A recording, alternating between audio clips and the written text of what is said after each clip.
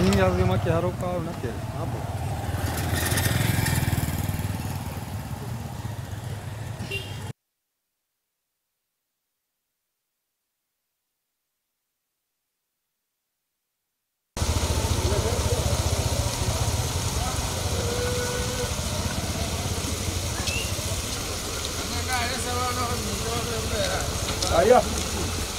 Takataka yote kutoka Kahawa huko Githurai ikifika hapa inafunga. Kwangu nyumbani mahali mimi nalala maji inanipigia hodi. Najua saa hiyo basi daraja imefunga.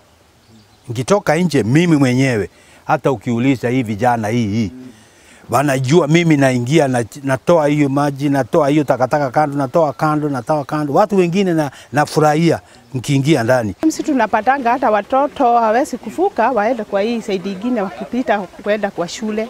So tunakuanga na shida kubwa juu hata hii daraja kuna sometimes magari zikipitana tu hivi haiwezi kapitana moja ikitoka ile side na ile nyingine ikitoka ile side haiwezi kapitana. So aka daraja ketu ni kadogo sana.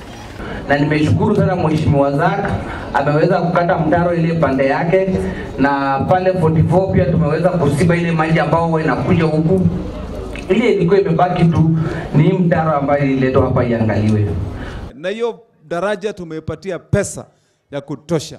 Kwa hivyo itengenezwe daraja ya kifahari, daraja nzuri, sio daraja ya mchezo. Tuko pamoja jameni.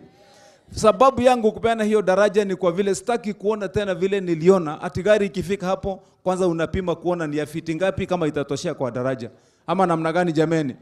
Daraja pana ambaye gari inaweza kupita bila wasiwasi na daraja yenye imeshika mzuri ndio tunataka ifanyike hapo. Kwa hivyo kutoka kesho kazi inaanza.